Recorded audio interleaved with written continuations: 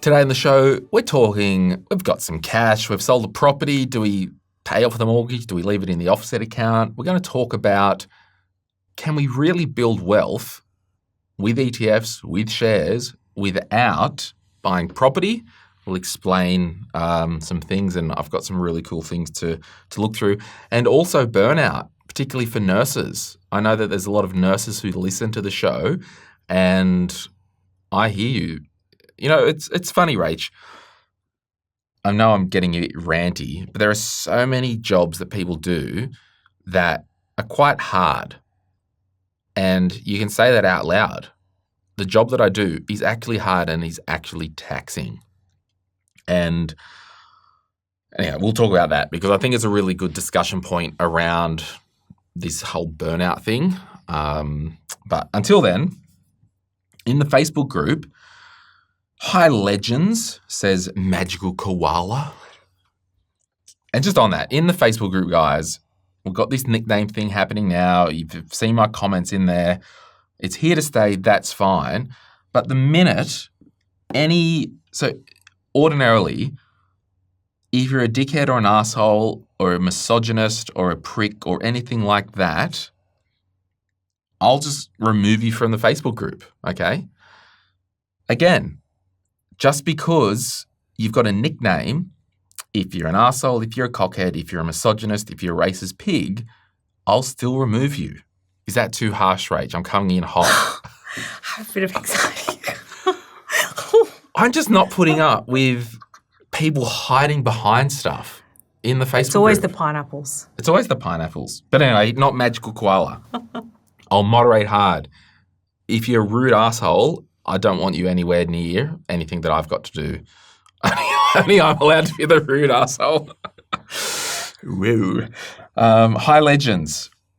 We've recently sold our investment property, leaving us with a $500K mortgage on our main property. We have $450K-ish now sitting in our offset account left over from the sale. What do we do? Do we pay off the mortgage, shares, leave it on offsetting? We keep changing our minds. So that means there's $50K still. Yeah, so they've got a $500,000 mortgage, but they're only paying interest on $50,000 because $450 is being offset. Yeah. What are you, I don't know, you're the property gal, apparently. You've got a podcast called This Is Property, Rach Kroon, everyone. What are you saying to this magical koala? I know that you think I'm going to say buy an investment property, but I'm not. Well, this is what I'm going to say. I'll say don't we keep property forever? Why are we selling property? If you keep changing your mind on what you want to do, what you're doing right now is the most amazing choice for you because you've got $450,000 sitting in offset, meaning you're not paying interest on it. You're only paying interest on $50,000 and you've got choices. So until that keep changing our mind changed to I have a strategy and I know what I'm going to do, I would do exactly what you're doing. But it depends, doesn't it? It does. And what are some of the things that it depends on? Well, it depends on, I guess, what your long-term strategy is. So I think at this point in time, you need to work out what your goals are and what your strategy is going to be before you do anything that's going to turn that liquidity of cash off. So I would never say to somebody in this position, oh, great, pay your mortgage off, because really, essentially now you've paid your mortgage off down to $50,000. But once you do that, it's hard to get it back. So why don't you just leave it there in offset while you work out a strategy? What would you say? I would say it depends.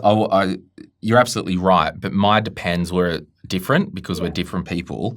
Number one, I believe it depends on the behavioural vibe. Are you a spender?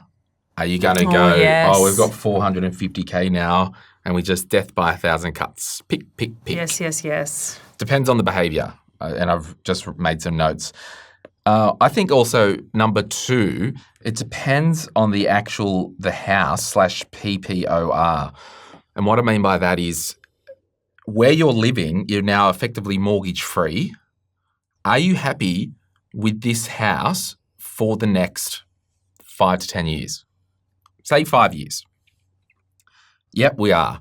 Okay, I'm thinking, well, we won't go to that because the third point, it depends on the future, which you touched on. what are our plans? If the plans are, well, the kids are growing up, if there is kids, we are going to need to upgrade the home probably in 4 years, well, that comes into play as well. I think if it is the fact, and we can only make assumptions, that we love the house, we've pumped the mortgage, it's worth $1 million. Sure, there might need to be some superficial renovations. You might repaint it, had to put a new roof on, throw 20 grand at something or whatever. Me personally, because of the number one behavioural thing, I'm probably paying down the mortgage and committing that money to the mortgage, like literally paying it down and focusing over the next however long. My whole financial reason for living is to clear the mortgage, have this property debt-free. Yeah, and even if you are planning on investing in shares or if you're planning on buying another property, you've obviously done well from property. Why not give it another go? But even if you were doing one of those things... Are you a capitalist pig? I am a capitalist pig. But if you were doing those things, paying your mortgage down to, $50,000 is still going to... You've still got all of that usable equity in your home. And as long as you've got the income to be able to do it, you can still then leverage off what you've paid off to go again and do all these other things. Yeah, and that's the point here. Pay off mortgage, you get shares, leave on offsetting, we keep changing our mind. Well... shares ? Or leave offsetting, it's basically the same thing because there's no planet that I live on in this position where I'm taking $450 cash and putting that in a share portfolio. If I'm doing that, I'm paying down the mortgage, seeing Sphere Home Loans, setting up a new mortgage for $450 and using the borrowed money into the share portfolio. Because I want it to be deductible. The debt's going to be there either way. Totally get that. But there's cases where people do that. They pay that mortgage off and then they find out they can't borrow for one reason or another. So I always say don't pay anything off until you've seen a mortgage broker and know what you can do first. Yeah. So just leave yourself flexible. See a broker. See whoever you need to see to get the advice that you need. But just leave yourself fluid until you've got a strategy. I think a lot of the stuff, particularly, we didn't get a lot of these questions 8 years ago when we started the podcast. Yes. Because our audience has grown and moved, and we are getting more of these situations where someone's got a home and they've had an investment property. I think as a Mark II in kind of our financial decisions, it's obviously different than Mark I. I think the whole thing needs to revolve now around the accommodation and the housing, like the PPOR. Yeah. And that's, are we upgrading? Are we renovating? Or it's all good? Like once you sort that out, plug all the money into that strategy. Because, and we kind of see it here, we keep changing our minds. And I've mentioned this so much. There is so much agony that happens because we're trying to make the quote unquote right money decision, where when we're in Mark II, it's more important to make the lifestyle decision and plug the money into that. Where when we're in Mark I, just left uni, grinding away, well, we really just want to be making the right money decision if we're starting, I think. Like, sure, there could be some small trade-offs, like we're going to spend 10 grand and go to Europe as opposed to investing. But as we get older, as we get more money in our life, we must lead with what is the best decision that we want for our life, and we will plug the money into that. So this person, we keep changing our minds. I would say the key word in this whole freaking thing is recently. Yeah. How about we do nothing for 6 months and leave the money on offset? I don't know. I just don't think you can't break it. From here on in, it's amazing. You basically own your house. As long as you're not, and it just doesn't feel like Magical Koala's a spender. If you were a bit of a spender, the only caveat I'd put on this is to open up a separate offset account to put that $450 in. Do not make that your everyday account. And even if you aren't a spender, don't have $450,000 sitting in an account with cards attached to it. Yeah. You need to have that separate offset that's like locked away that you don't use every day and have key cards attached to for safety. Yeah. So Mark II, I think it's a good opportunity to get financial advice. You're allowed to pay $5,000 to get some once-off advice. It'll pay for itself. Because what I'm thinking, we need to lead with the house, absolutely, but there could be some strategies where we make some because one thing here, the recently sold our investment property, my first question is that 450K, well, how much is flagged for tax? Yeah. Or have you, when you've written this question, the full amount's 500, but we know that we're going to have to pay 50K for CGT. My question is, should we commit some of this money to super and use bring forward or catch up contributions rather, and try and pay as least tax as possible? So you've pretty much got till June to work that out. So yeah, lots of variables. In this situation, guys, I'm not hesitating to spend $4.5 grand for some once-off strategic advice. I'm not talking about ongoing advice, any of that stuff. Go and get once-off advice with an advisor. Just say, this is kind of money talk. Say, can you do me a strategy white paper? What's a strategy white paper? Just a strategy paper. Literally, it's not even an SOA. I know some won't, but can you do a strategy document that just details strategy, doesn't make any product recommendations? Okay. I mean, it might not be a thing anymore. I kind of used to dabble in those arts. But yeah, see an advisor, get advice. But my whole thing is work out what you want to do. Because I think realistically, Rach, the questions are our mind, so there's two of them, and we need to first agree on, forget money, what do we want? And I think people who, when they sell a property, an investment property, to pay down their owner-occupied home loan, which I think is awesome, by the way. If you do that, amazing. It's served an amazing purpose. Think, why would I go and buy another investment property? Well, to do it all again. Like, just because you have done that, sold a property to pay your mortgage down, doesn't mean you can't go and invest in property again. Yeah, and a lot of us. So for me, I'm the the Rentvestor 2.0, where I'm not rent investing. I just rent and have investment properties. There could be a stage one day where I decide to liquidate a heap of property to buy my house, because it's then how much non-deductible debt do you want to carry in your life? That's right. For me, it's probably closer to a big fat zero. But anyway, we'll leave it there. Hey, this episode is brought to you by Sphere Home Loans. Rach, you are, full disclosure, the founder and director of Sphere Home Loans. You've got a team of brokers that help people all around Australia. I'm going to start to bring back some did you knows from the mortgage scene. Did you know brokers are usually paid by the bank or lender, not you? For most standard home loans, you do not pay a mortgage broker directly. You run a socialist company, and sometimes you'll spend lots of time on one person and not make much money. Sometimes you'll spend a heap of time on another person and it subsidizes, but the business model is primarily a socialist model, and the bank or lenders pay you to do the application and all the dirty work, basically. Is that fair to say? That's right. We may be the cheaper acquisition channel for the bank because they're not paying their branches and their home lending staff. They just pay us. So when you go to a mortgage broker, it doesn't cost extra. If anything, you'd probably get a lower rate than advertised, and you've got more options. So it really does make sense to use a mortgage broker. So you can reach out to Sphere Home Loans wherever you get your Sphere Home Loans, or Googling. I'm coming to Auckland. So if you do listen across the ditch in Auckland, bro, we're going to do a live show on Wednesday, the 18th of February in the evening. We'll put a link in the show notes to grab a ticket. It's like $40 NZ. So yeah, come along, have some food, have some drink, say hi. It'll be similar to the one that we did in London. So if you watch that on YouTube, I think there was only like 20 people in the room in London. We had some fun. We'll do an episode. And yeah, Ryan is coming with me, so I'll have some tech help, which will be good. So yeah, you can get tickets in the show notes if you're in Auckland.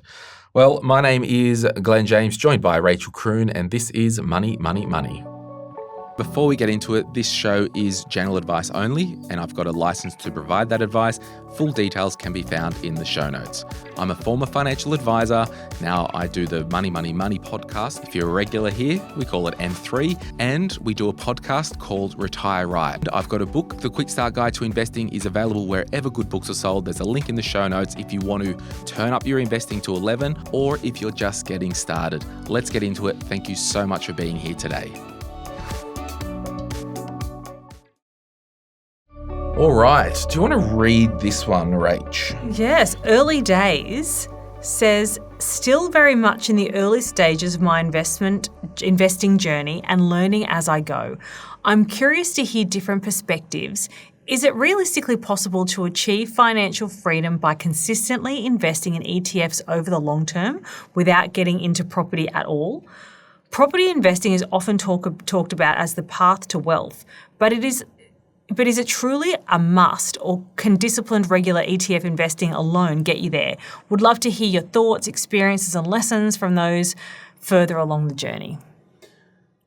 Yeah, I mean, this all comes down to the L word, doesn't it? What's the L word? Leverage. Did you like that awkward silence? I enjoyed it. I was also trying to think of an L word that was really inappropriate. But I couldn't. It's effectively leverage, right? Yeah. So you can invest your own money and it grows, or you can borrow money, invest a bigger amount, and that bigger amount grows. So you get the compounding effect of the bigger dividends or the bigger rent from property or the distributions from ETFs. However, there is incumbent and inherent risk in the leverage because you're carrying debt and you need to service a loan and pay interest. Yes.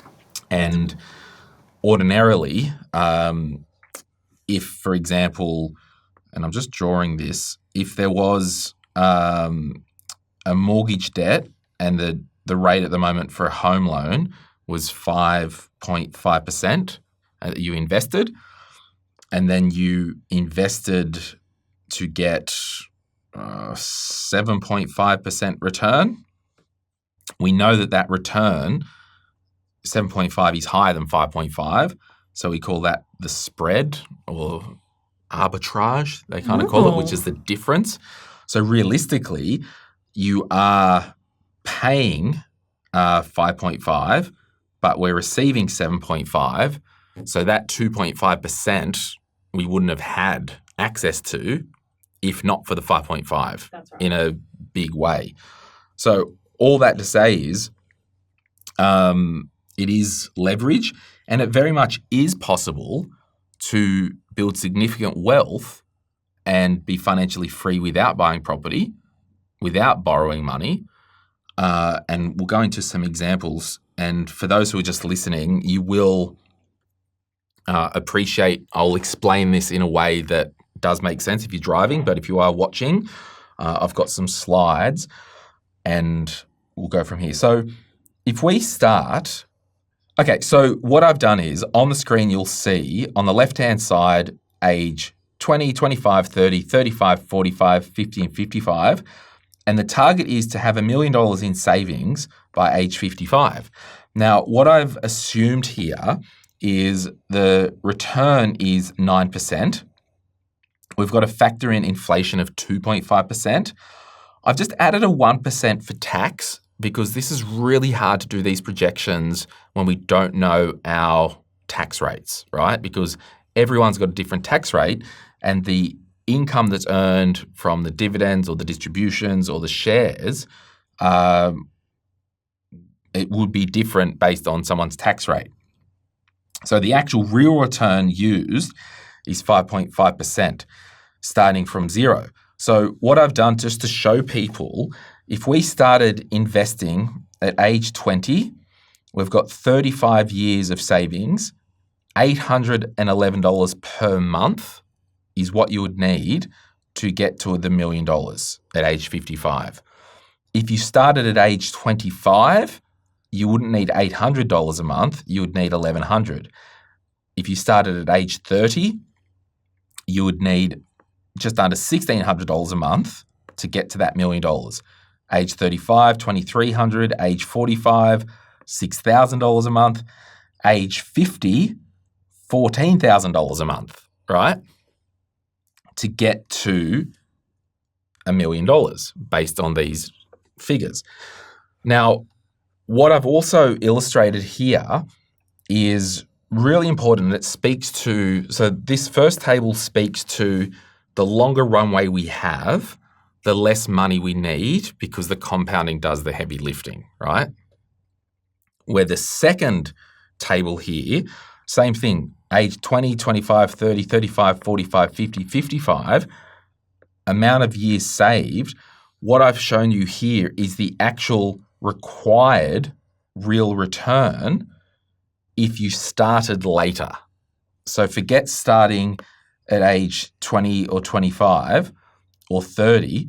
If a 35-year-old started, and this is all pinned back to the monthly savings here that aren't compounded, right? Yep. This could be confusing with some people.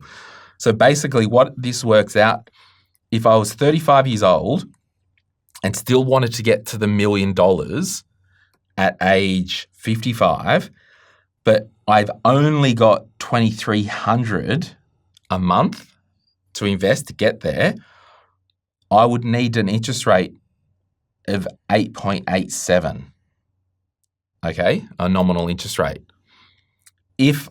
So that means the longer I leave it to invest, and we're not even talking about gearing yet, the longer I leave it to invest, I either need more money each month because I've got less time for compounding, or the other side of it, the longer I leave it to invest, if I don't have money to achieve my goals, I've got to take on more risk, which is a higher return. And the example here really gets real. At age 45, if I wanted to invest $6,300, and that's all I had, right? $6,300 starting at 45 for 10 years, $6,300 a month for 10 years. To get to that $1 million, I need to find a return of 31% per year. Now, it is possible, but the risk, this is where your risk steps in. There's a high chance of, so the risk thing is high risk, high return. But it's actually not that. It's high risk and a high chance of not getting that high return. That's the real saying.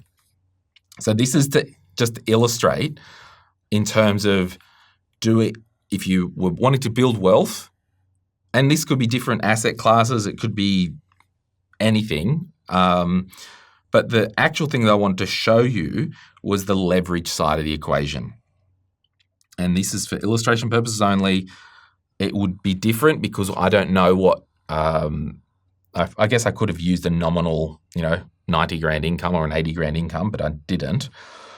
Okay, so this page here basically shows you if we started at, say, 35 and we wanted to get to our $1 million, how much would it cost us based on using leverage and an interest rate? I've just done 5.8%.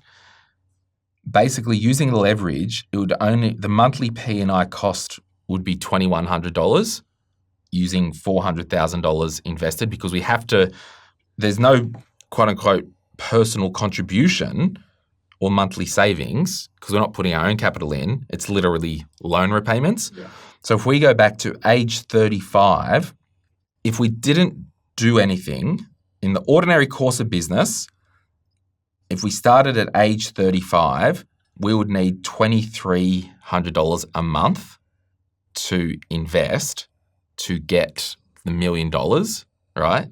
But at 35, if we started with no money, borrowed around $400,000, the monthly P&I repayment is $2,100, so basically less than our own savings to achieve the goal.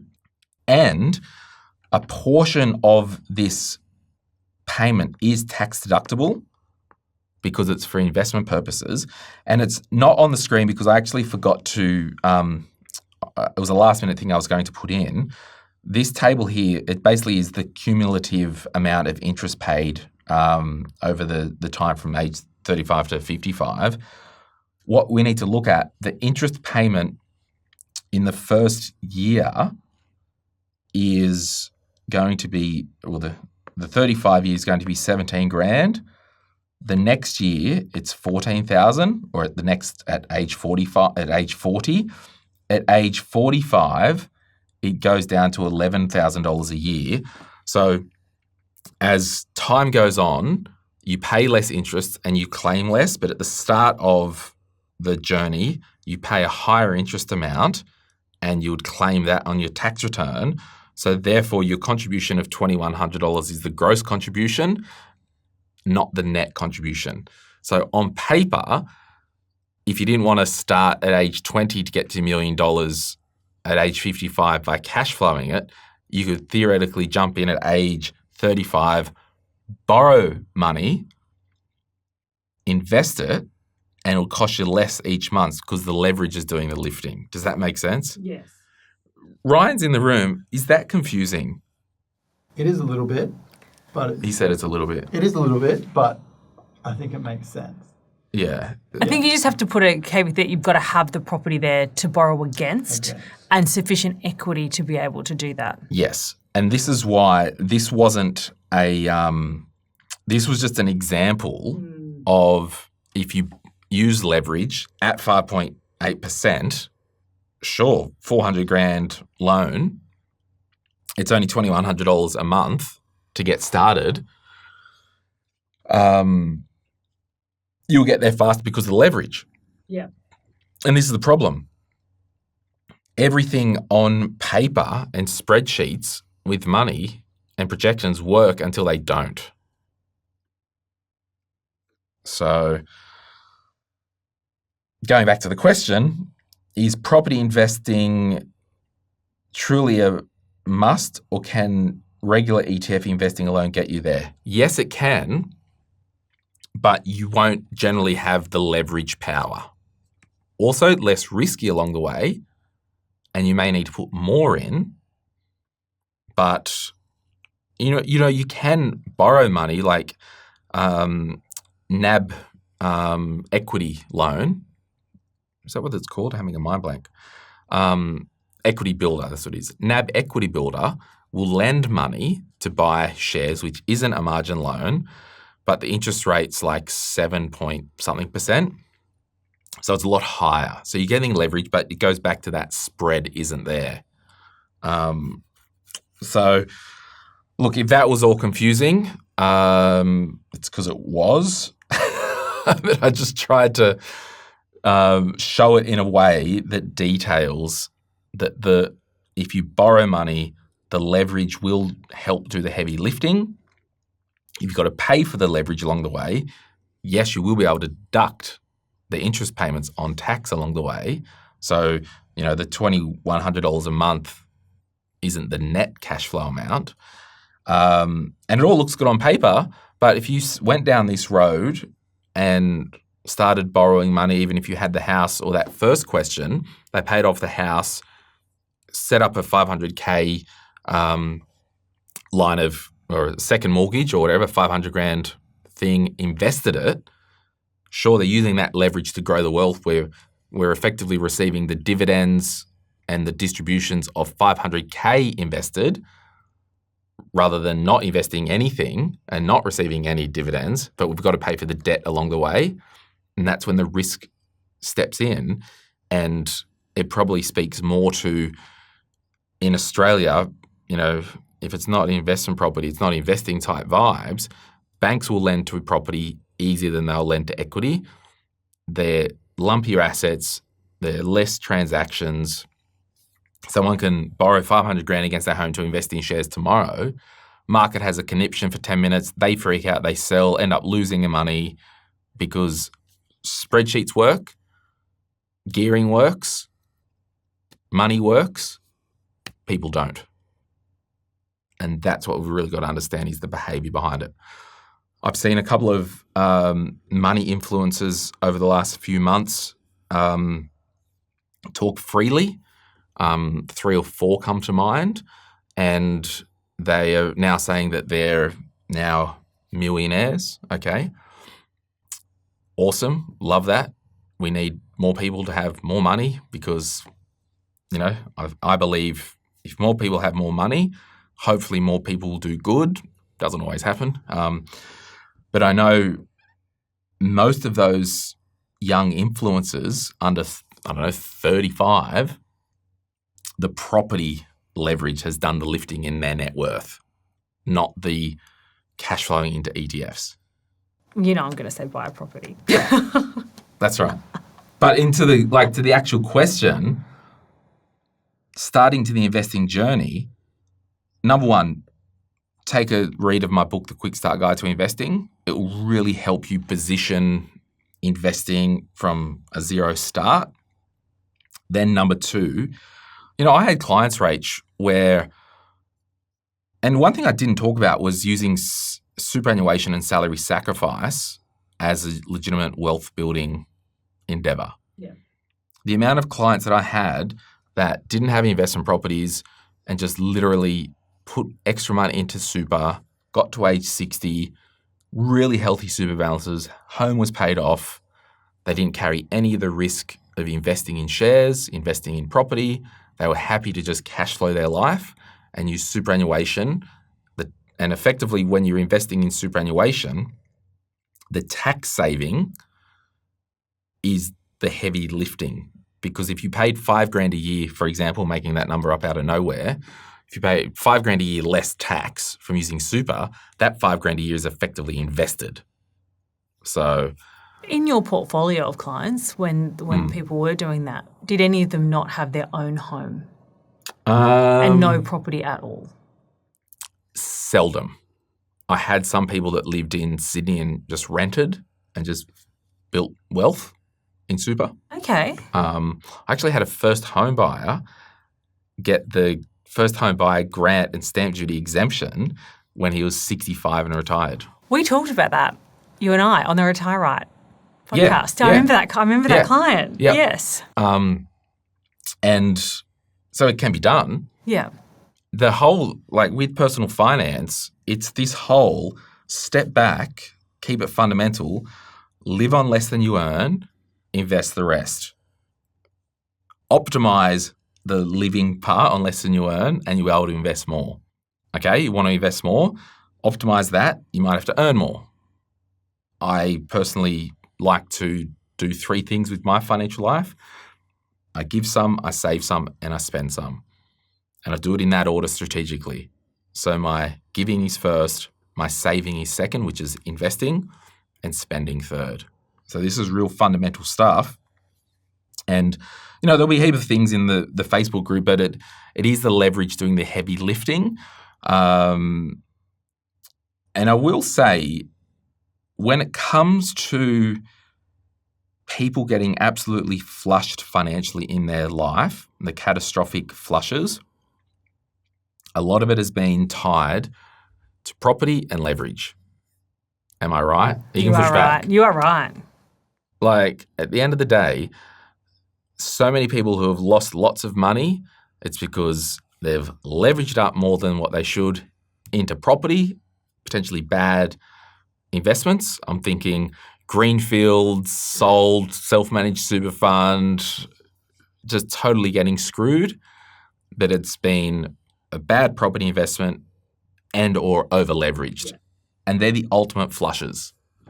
I haven't seen, and it has happened with unscrupulous operators in superannuation and all that stuff, but more times than not, you'll not get a complete flush from salary sacrificing into your run-of-the-mill super fund over your working life. Sorry, I'm going to move along because maybe I didn't explain all that well enough. Did I? I think you explained it well. Okay. It makes more sense. What Don't at me with the numbers, everyone. Just think of the concepts because I may have stuffed up. What are you saying? I think for early days, even if you start on ETFs and you start to build and you change your goals down the track, at least you've got something there to work with at the time. I think as long as you're starting to invest, it's just a great building thing. Habits. That's all we're doing. We're building habits, and the habits that I want to build in my life, give some, save some, spend some. And I don't use consumer debt. I live on less than I earn, and I invest the rest after I've given. Like, these are basic fundamentals. The minute you try and get cute and get greedy, you get desperate. Things that follow desperate are greedy and then broke. It's as simple as that. We'll be back right after this. If you're after personal financial advice, don't get it from a podcast. But if you want guidance tailored to your situation, head to moneypodcast.com.au and click Get Help. We'll connect you with one of our trusted professionals, financial advisors and mortgage brokers, who work with people right across Australia. No matter where you are, they can help.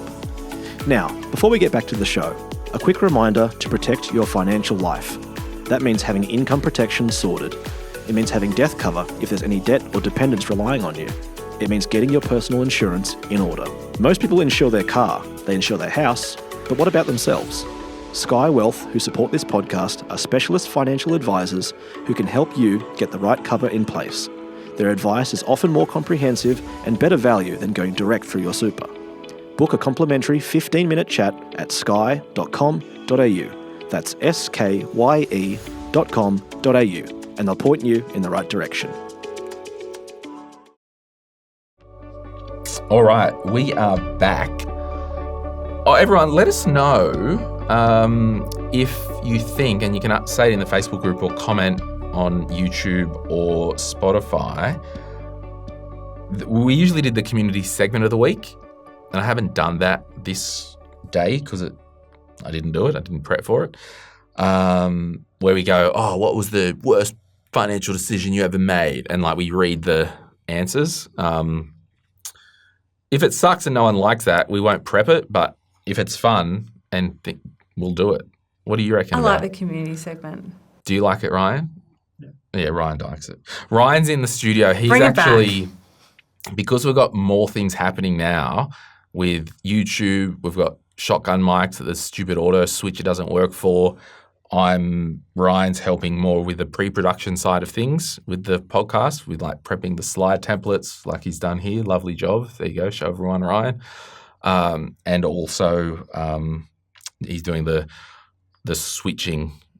So then when it goes to Sean effectively top and tails and doesn't have to do any of the auto cuts. All right. Do you want to read Brave Parrot's question or comment? Yes. Brave Parrot says, nurse burnt out by the profession. I've been a nurse for 13 years and feel burnt out by the profession. I've toyed with the idea of working in a coffee shop. It seems therapeutic to be serving coffee instead of looking after people. Obviously, it's a huge pay cut, which I'd be willing to do for my mental health purposes. Is there somewhere I could learn to make coffee or do some work experience in Brisbane? Check if the path is for me before and not something I've just built up in my mind. Does anyone have any burnt out stories and what they've done to try to balance career they feel done in? I do need to change jobs, or is it a hobby outside of work going to get me through a career I no longer enjoy while balancing young kids and a mortgage? That's tough, Brave Parrot. I know how hard that nurses work. Yeah. Now, on Facebook, if we're laughing because I'm a bit sloppy, we just press re-record on this whole section because we did 20 minutes answering the question and I was not happy with some of my answers. So on Facebook, I can go in and look at everyone's name and see the person behind there. You've got young kids and a mortgage. So this person is mid-flight in their career. Yeah. We think probably mid-30s. 13 years in, makes sense. Yeah, so I get it. My own personal view about burnout is it is real. I think it can manifest various ways. The first way, which this person have said, it's the profession. It's like you're in this world where it's grind, understaffed, underpaid, undervalued. Amen. Can I get an amen? The second way, I believe, is you are frog in the pot. You're working in something for too long that's not in your strengths and skills, and that's happening. Or the third way, I think it can creep in the short term if you go beyond and stretch yourself beyond your own personal contribution and constitution, and you end up burned out. I think that's agree. the kind of three. Yeah. And we see this a lot with a lot of professions, but we know that there's a lot of nurses who actually listen to this show. And I just think I hear you. And the question is, well, do we go and make coffee knowing that it's going to be lower pay? Yeah. And having said that, I know a lot of people who work in the coffee industry who are baristas, who roast coffee, who push tables and all that stuff. You can make a good living. The question is, in your life, do you want to move to something that is it's funny, tell a hospitality person that it's a stress-free job. And I hope you like mornings. Knowing that it's a pay cut and you want to try it, knock yourself out if it works, right? But I'm kind of thinking we don't want to run from something, we want to run to something. Oh, I agree completely. And I've spoken to a lot of people that have suffered from burnout at different stages, and I always think something to do when you're making a decision is not to make a decision while you're in the burnout and you're in it. You really need to take some time out, even if it's a week, to go and sit on a beach somewhere and really make some decisions about your life. And I would ask Brave Parrot to think about what she really wants to do. Because sometimes, and it might be making coffee, absolutely, but a lot of the time when you're in that burnout, you're looking to escape and you're looking to get out, and you're not thinking about strategically, what do I want to do with my life if nursing's not for me? Yeah. I'm kind of just writing some notes that I'd want Brave Parrot to consider. As the first step, instead of going, nah, stuff is too hard, I want to go and make coffee, and sure, go and speak to any cafe, or actually send me a message on our Instagram, Brave Parrot, and say, I was the Brave Parrot on the podcast. I'll ask my contacts in Brisbane if they know of any cafes or coffee training things, so you can at least go and do a barista course, or I'll do what I can there. Number two, as the first thing, can you just, because I think what I'm saying is if we replace nursing with coffee, there's less money, right? And we're cutting ties to the nursing world and all that. Can we reduce hours and go to a casual pool with nursing, so we're working less and less money, and we don't have to retrain, and we can kind of get healthy again and all that. Can't read my own writing. Drop hours. What's that? I wrote. That is, no one can read that. Oh gosh, no one. Then I'm thinking. Oh, that's what it says. That says within industry. Can we make a strategic change? Because before we press go, we're talking about transferable skills, right? A nurse has so many skills: high pressure environment, project managing, putting up with whingers. Like, you've got all these skills. Can we transfer them to another industry or role? Yeah, definitely. And I said within the industry because and I do remember this from my first book, Sort Your Money Out. There is a case study of a nurse who wanted to earn more money, and she went up the ranks and became a num. So the question is, if you're on the ground being an RN and you like the industry, to get more money, you'll cap out at pay bands without moving to another role. Yeah. Now, I'm not saying go and be a unit manager to get more money, because you might hate babysitting all day and managing people. Like, there might not be many unit managers that are running, and probably is. That's why the whole industry and the profession is cooked, because you've probably got people doing stuff they shouldn't because of the short staff. But there's a friend of the show in Perth. I did an episode with her when I was in Perth, and she's a nurse and registered nurse. She works for an organisation that does phone-based nursing stuff and regional support. Actually, I'll give you an example that's coming to mind. She was saying she works, I think it's the Perth government that she works for, and all the regional hospitals and whatnot, if the nurses need support or run something up the flagpole, they call this pool of nurses or something. Okay. Either way, it probably doesn't matter. Now I'm curious. It doesn't matter the exact role, but this person's still in the nursing industry, still a registered nurse, still earning money, but doesn't have the day-on-day level 5, ward 3 pressure. Yeah.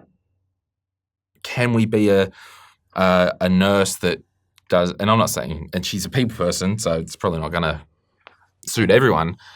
Can we do phone counselling for giving up smoking? I don't know, but... Cosmetic injecting. Yeah. Said with experience, no doubt. Well. So yeah, I think, does anyone have any burned out stories of what they've done to try and balance a career that they feel done in? So as well, it's also okay to go, I think I'm done with this whole industry. 100%. Oh, yeah, I've emailed them and said I'm 15 minutes late, so thanks.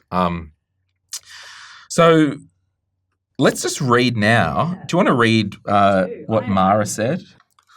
With your long nails, like every time you tap stuff, I hear the nails. Is it impacting the use of technology, having long nails? It might be, but right now I can't open this thing. Here he goes. Okay.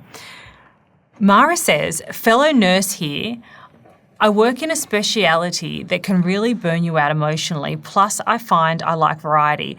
I've done a few different things, but what works for me now is working in 2 roles in the same organisation. I'm also studying, which I have done on and off since graduating because it keeps my mind going and makes me really think about where I want to put my efforts. I'm also lucky enough to work part-time. I honestly can't imagine doing this full-time without huge risk of burnout. I haven't had to work weekends, evenings or nights for years now, and being outside of my ward environment made me realise so much of the bitterness a few ward nurses hold on to is being so accustomed to their situation. They won't budge, but will keep feeling bad about it. That's in the... I talked on that stuff in the edit that we cut out of this question. We did. Am I right? I'm a huge advocate of trying something different. I've also been on casual bank pool work towards both medical and surgical, did phone-based community nursing work, vaccinations and management, and I'm quite happy back in oncology where I feel connected to my patients the most. Sometimes it's a risk, but you won't find out otherwise. I've seen colleagues leave for careers as varied as law, real estate, cosmetic nursing, fitness education, teaching, and also move specialities into clinical trials, quality, safety, OH&S, nursing schools, community, HITH, and much more. It's a great answer. Totally. And everyone can read this on Facebook. Christina, I've been nursing since 2008. I was so incredibly burned out. Now I'm working at the university teaching undergraduate and postgraduate RN student clinical studies. The best. Do you want to read the bronze slot Yeah. one? Hello, lovely. Firstly, thank you for the work you do. My mum is a retired nurse. She was actually medically retired at 56 after having a stroke. Life is very short to stay unhappy and burn out.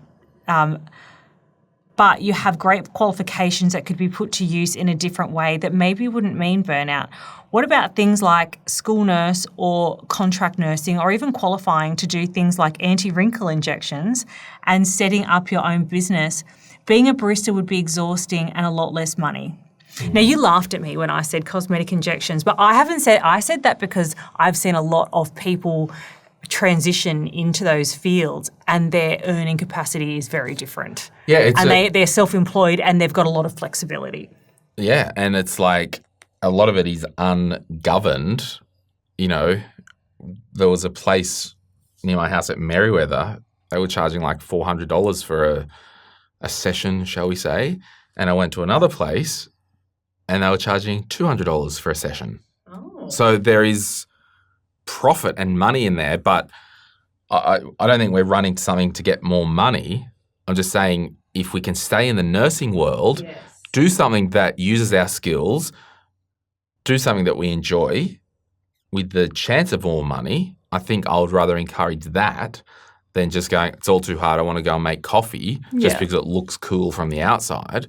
This person might make a great barista. Go and do it. But I think we just have to acknowledge that, and it is hard. What I'm working on at the moment is the unofficial income guide. And Oh, I'm putting great. together, and I think it will be out in the field, and I'll put a link in the comments on this podcast and in the description on YouTube. I want everyone to take 5 minutes and complete this. It's anonymous, completely anonymous questionnaire.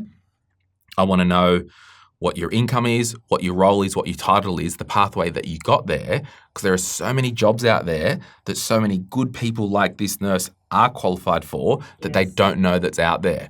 And then I'm going to put together an unofficial income guide of people within M3, because over the break, the last couple of weeks, there was all these people putting questions like, oh, I earn 200, 300, 150, and other people were like, oh, are these all spam and bots? No one earns that much, all this. I'm like, no, they do. And there's obviously going to be a higher skew to people that are dialed in with their money and earning a higher income, with a potential for higher income in a money group. But we're going to do that. Fill it out, everyone. Yeah, that's really Then good. I'll release a summary document of the top incomes. Then I'm going to link everyone to the raw data Google sheet as a read-only. Everyone can filter through and sort it and do whatever you want with it. Yeah, that's really good. The unofficial income guide. I like that. And- 'Cause people need to know what they're going to be earning. That's right. But also it's like, oh, this person's earning 150 grand a year. They don't have a degree. They work home remote. What skills do they have and how did they get there?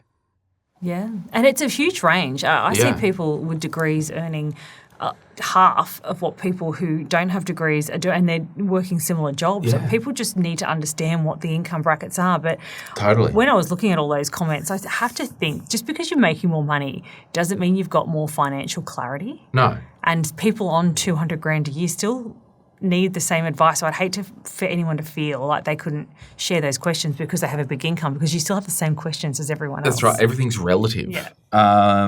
Chrissy said, another nurse here, firstly, I see you. It's hard work. I feel so damn lucky that I finally feel like I'm working somewhere sustainable 10 years in. I say go for it.